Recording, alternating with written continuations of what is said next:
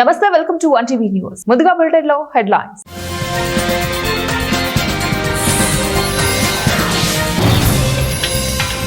లోక్సభను రద్దు చేసే మళ్లీ ఎన్నికలు జరపాలి. Congress MP Abhishek Banerjee demand.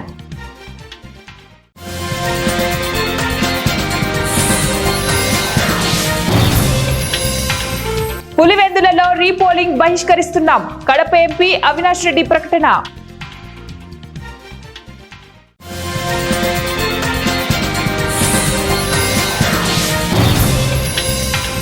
సోనియా గాంధీతో అజరుద్దీన్ భేటీ. జూబ్లీహిల్స్ ఉప ఎన్నికపై చర్చ.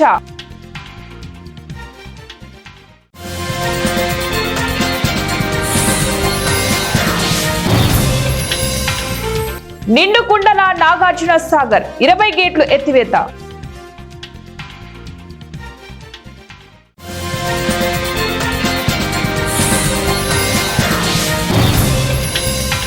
గత 3 రోజులుగా కురుస్తున్న వర్షాలు. ప్రకాశం జిల్లా నల్లమల అటవీ ప్రాంతంలో స్తంభించిన రాకపోకలు.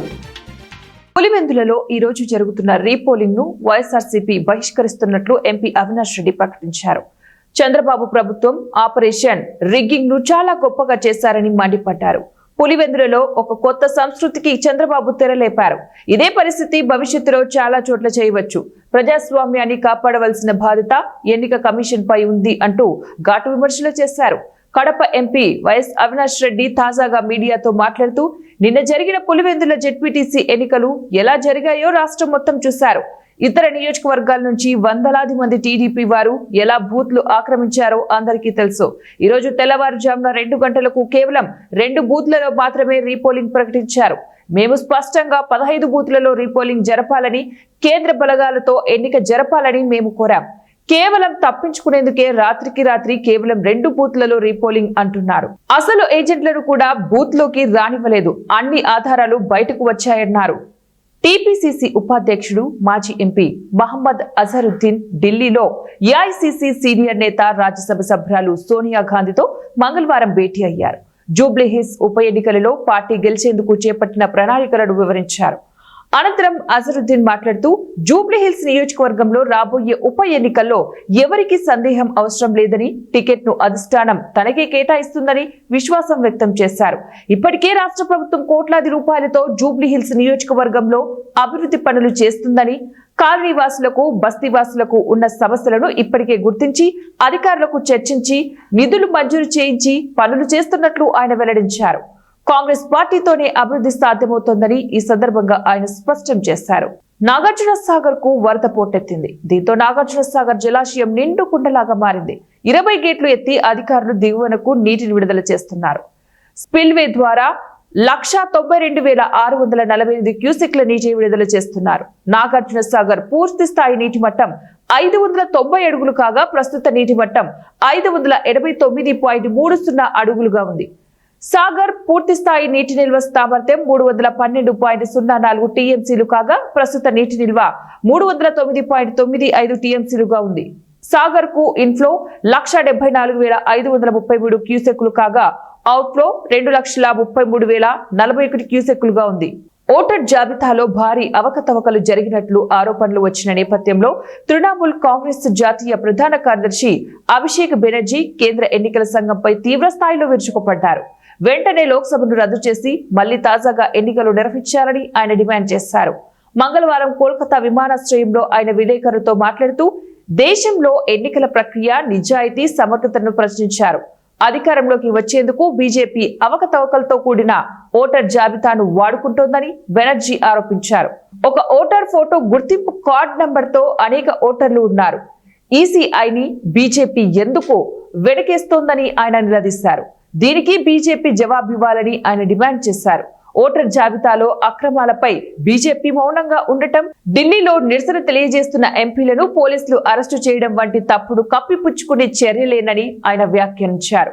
బీజేపీ వద్ద నిజాయితీతో కూడిన సమాధానాలు ఉంటే సోమవారమే పార్లమెంటులో చర్చకు ముందుకు వచ్చేదని, అందుకు బదులుగా నిరసన తెలిపిన విపక్ష మహిళా ఎంపీలను వేధించి పోలీస్ స్టేషన్ కు ఈడ్చుకెళ్లారని ఆయన ఆరోపించారు. ఆంధ్రప్రదేశ్ లో ప్రజాస్వామ్యం కూని అయింది. వైసీపీ సీనియర్ నాయకులు, మాజీ ప్రభుత్వ సలహాదారు పోతిరెడ్డి నాగార్జున రెడ్డి అన్నారు. పులివెందుల ఒంటిమిట్ట జెడ్పీటీసీ ఎలక్షన్ నిదర్శనమని ప్రజాస్వామ్యాన్ని కాపాడవలసిన పోలీసులే డీఐజీ ప్రవీణ్ ఆధ్వర్యంలో ప్రజాస్వామికంగా వ్యవహరించడం దారుణమని ఎంపీ అవినాష్ రెడ్డిని బలవంతంగా అరెస్టు చేయడం శోచనీయమన్నారు. కమలాపురం కడప నియోజకవర్గాల నుంచి వేలాది మంది బయటి వారు వచ్చి రాత్రులు అక్కడే ఉండి ప్రజలను వాళ్ళ దగ్గర ఉన్నటువంటి స్లిప్పులను కూడా తీసుకొని దౌర్జన్యం చేస్తున్నారని చెప్పి ఒక పక్క పోలీసు అధికారులు చెప్తా ఉన్నా కూడా ఏమాత్రం పోలీస్ వ్యవస్థ పట్టించుకోలేదని మేము చెప్పడం కాదు, ఇది ఈరోజు జాతి యావత్తు కూడా చూస్తూ ఉంది. పోలీసులు ఈ విధంగా ఇంత తొత్తులుగా మారతారా అని చెప్పేసి ప్రజలు కూడా భావిస్తూ ఉన్నారు.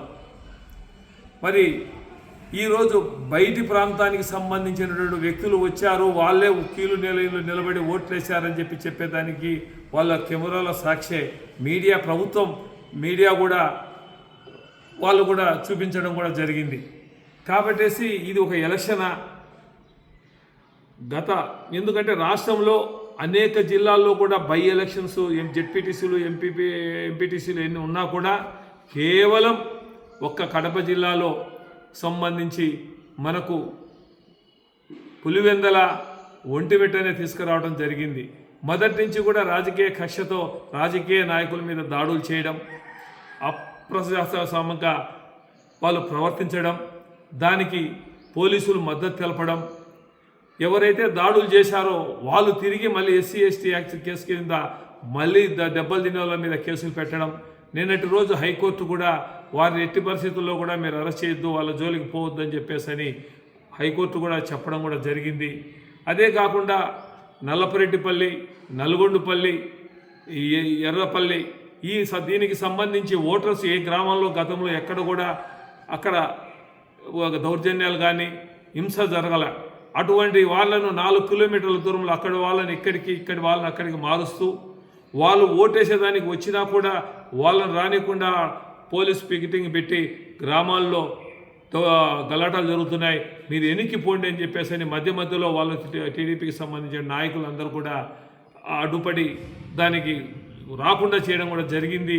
ఇదంతా కూడా ప్రత్యక్షంగా మేము చెప్పడం కాదు, ప్రత్యక్షంగా జరుగుతూ ఉంది, ప్రజలందరూ కూడా చూస్తున్నారు. ఇది గెలుపు కాదు, ఎందుకంటే ప్రజాస్వామ్యంలో పోలీస్ వ్యవస్థ, న్యాయ వ్యవస్థ ఈ రెండు పవిత్రమైనటువంటి.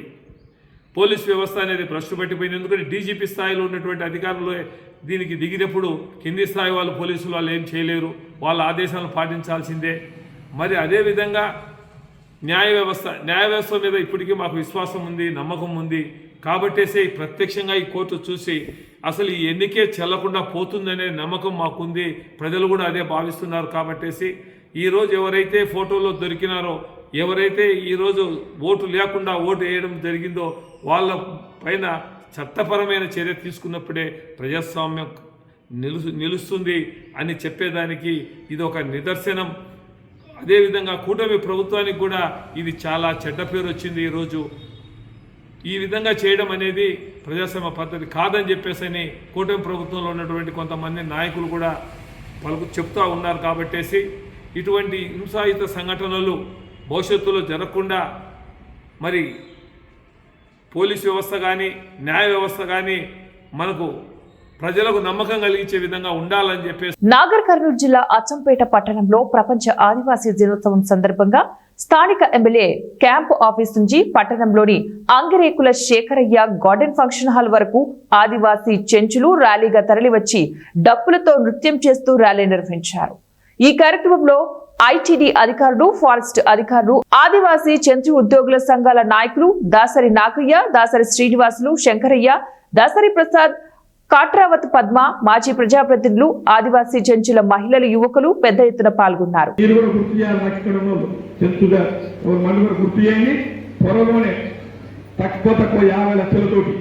మంచి చెంచు భవన్ కట్టి మీకు అప్పచెప్తాం. చెంచులో కూడా అన్ని రకాలుగా అందుబాటులో ఉండే విధంగా బిల్డింగ్ తయారు చేస్తాం. కాబట్టి ఇవే కాకుండా హాస్పిటల్స్, నేను ఫస్ట్ టైం హాస్పిటల్ అప్పాపూర్లో హాస్పిటల్ పెట్టించాం. అప్పుడు డాక్టర్లు ఎవరు గవర్నమెంట్ సర్వీస్లో జాయిన్ అయితే లేరు. 2006లో నాకు ఐడియా వచ్చింది 29 పెట్టాలంటే హాస్పిటల్ పెట్టాలి. అప్పుడు ఉన్నటువంటి ముఖ్యమంత్రి దివంగత నేత డాక్టర్ వైఎస్ రాజశేఖర రెడ్డి గారికి దగ్గర వెళ్ళినప్పుడు వంశీ ఉస్మానియాలో డాక్టర్లు జాయిన్ అయితే లేరు, నువ్వు అడుగుల దవాఖాన పెడతామన్నాడు. సార్ నా ఫ్రెండ్స్ ఉన్నారు సార్, నా జూనియర్స్ ఉన్నారు, తీసుకొస్తా సార్ అన్నారు. వాళ్ళు రాకపోతే ఎట్లా అన్నాడు. నా భార్య డాక్టర్ సార్, నా భార్యను పెట్టి నడిపిస్తా అంటే మాట్లాడ కూడా సంతకం పెట్టేశారు. మీకు ఎంత లేదు, 2 సంవత్సరాలు నడిపినాం. నడుపుతుంటే నా junior Warangal Kakatiya medical college తీసుకొస్తే అడిగిన కేసు అయింది. 4 రోజులు జైలు పోయిండు, పత్త లేకుండా డాక్టర్ పోయాడు, పత్త లేకుండా దవాఖాన. అందరితో ఆగలే, తీసుకొచ్చి ఇప్పుడు వటువల్ల పల్లెలు ఉన్న దవాఖాన నేను పెట్టించింది. అది ఒరిజినల్గా అప్పాపూర్ పెట్టే దవాఖాన. ఇప్పుడు కూడా అప్పాపూర్లో వీలుంటే బస్తీ దవాఖాన పెడతాం. ఆ పెట్టలకంతా కూడా అక్కడే ఒక డాక్టర్ ఈ విధంగా బస్తీ దవాఖాన పెట్టాలని ప్లాన్ చేస్తున్నాం. అదేవిధంగా మనకు అక్కడ నిన్న మొన్న దోమల పెంట, ఈగల పెంట, ఈ ఎవరు చూసినా బాధపడేది. ఏ ఊరు అంటే ఈగలకు దోమల పెంట. ఎక్కడ పక్కన ఉన్నోడికి ఏం తెలుస్తుంది?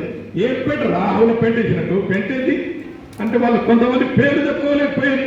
కొంతమంది నేను పోయి ఎట్లా ఉన్నాయంటే సార్ ఈ పెంటలతో పరిచయం ఉంది మాకు, ఏం చేస్తారంటే దాని హిస్టరీ తీసుకున్నాం.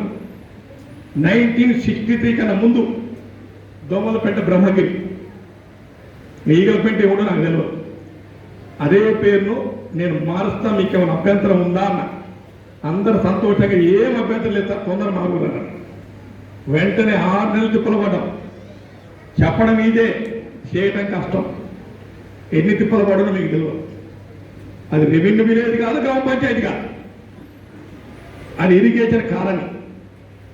ఎన్ని రకరకాల కోరికలు పెడితే తిరిగి తిరిగి తిరిగి తిరిగి నేను మాట ఇచ్చిన నా మాట నిలబెట్టుకోకపోతే నాకు బాగుండదని చెప్పి అన్ని కొడుకులంతా తీసుకొని ఒకటి బ్రహ్మగిరి, ఇంకోటి కృష్ణగిరి. కృష్ణగిరి అంటే అందరూ వంశీ కృష్ణగిరి అనుకుంటారు.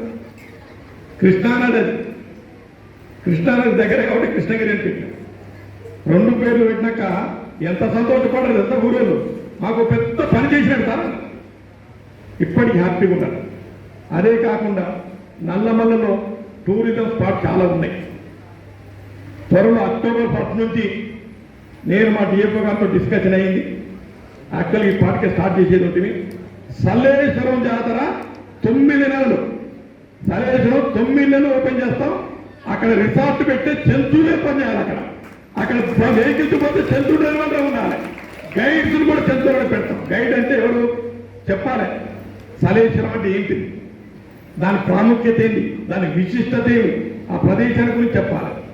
అది మనోడు చెప్పాలన్నంత ఈజీనా? ఇప్పుడు ఉత్తరప్రదేశ్లో వస్తాడు, వానికి హిందీలో వస్తే తెలుగురా, హిందీలో చెప్పాలి. ఇంకోటి బెంగళూరులో వస్తాడు, వారికి కన్నడ వస్తుంది, లేకుంటే ఇంగ్లీష్ వస్తుంది.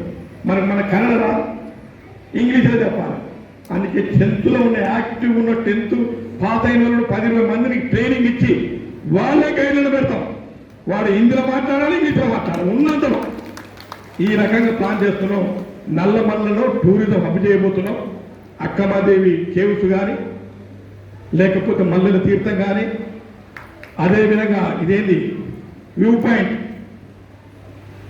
మౌరాపూర్ చెరువు 22 ఉన్నాయి మన దగ్గర.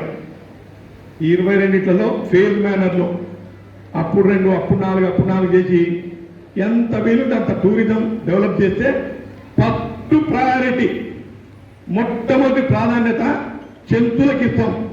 అక్కడ డ్రైవర్ కానీ, లేకపోతే రిసార్ట్ మేనేజ్ చేసే వెయిటర్ కానీ, లేకపోతే గైడ్స్ కానీ, రకరకాల ఉద్యోగాలు ఉంటాయి. మీ పిల్లలకు అంటే మన ఆదివాసి బిడ్డలకు 10th పాస్ అయిన అందరూ కూడా ఎక్కడో ఒక దగ్గర ప్రైవేట్లో వాళ్ళ కాంట్రాక్ట్ బేస్ మీద అవుట్ సోర్సింగ్ ద్వారానో ఉద్యోగాలు ఇప్పించే బాధ్యత తీసుకుంటాం. మన నల్లమల్ల తెలంగాణకు ఊటీ, ఆ ఊటీ ఏంటని చూపించాలి. అట్లని మన జంతువులకు ఇబ్బంది పడేది లేదు. ది ట్రాన్స్పోర్టేషన్ అంతా ఫారెస్ట్ డిపార్ట్మెంట్, రిసార్ట్లంతా తెలంగాణ టూరిజం. లోకం చూడనీయకుండానే ఓ నిండు పసి ప్రాణాన్ని Ramakrishna memorial nursing home doctor Rani బలి తీసుకుంటుందని నిండు గర్భిణి అయిన తాళ్లూరు ఝాన్సీ వారి బంధువులు మీడియా ఎదుట ఆవేదన వ్యక్తపరిచారు.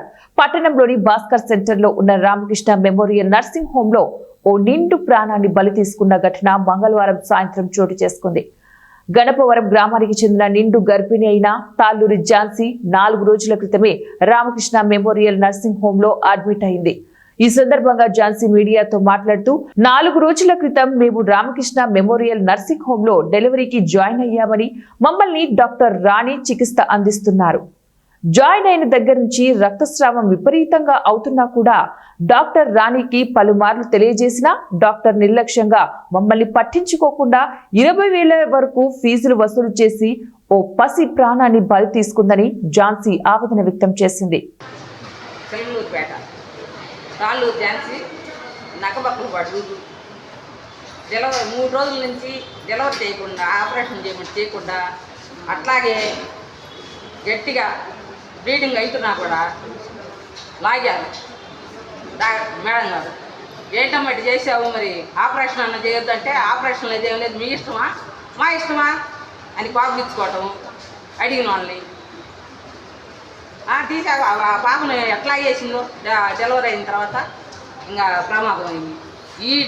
ఈ డ్యామేజ్ ఎక్కడన్నా ఈ బ్లాక్ డ్యామేజ్ ఉంటే ఎవరైనా ఏదైనా మాట్లాడను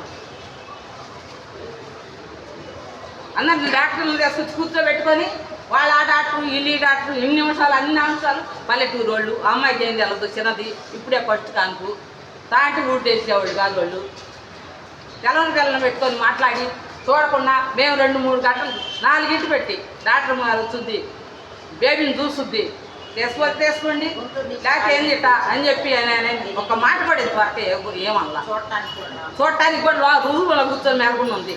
వాళ్ళందరూ లోపల పెట్టి వీళ్ళు పాలు ఇట్లా లోపలికి అయిందని అడుగుతామంటే ఆమె బయటికి రావడం కానీ డోర్ కాపలా కూర్చొని ఉన్నారు ఆ స్టాఫ్ అంతా.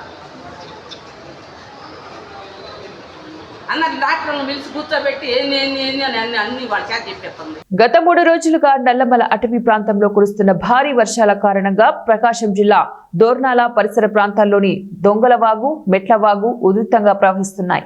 దీంతో అధికారులు అప్రమత్తమయ్యారు. కర్నూలు, గుంటూరు రాష్ట్రీయ రహదారులపై వాగులు పొంగి పొర్లుతూ ఉండటంతో వాహనదారులు తీవ్ర ఇబ్బందులు పడ్డారు. పోలీసులు చిన్న వాహనాలను వాగు దాటించడానికి అనుమతించలేదు. కేవలం పెద్ద వాహనాలు మాత్రమే అనుమతించారు.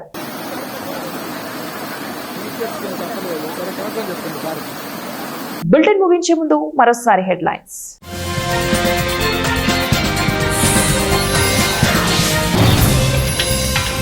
లోక్సభను రద్దు చేసే మళ్లీ ఎన్నికలు జరపాలి.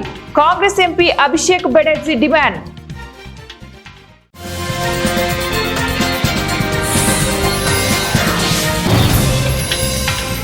పులివెందులలో రీపోలింగ్ బహిష్కరిస్తున్నాం. కడప ఎంపీ అవినాష్ రెడ్డి ప్రకటన.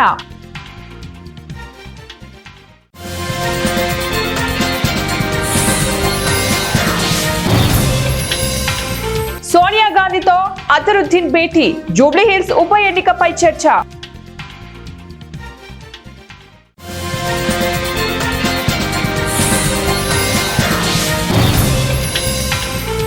నిండు కుండల నాగార్జున సాగర్ 20 గేట్లు ఎత్తివేత.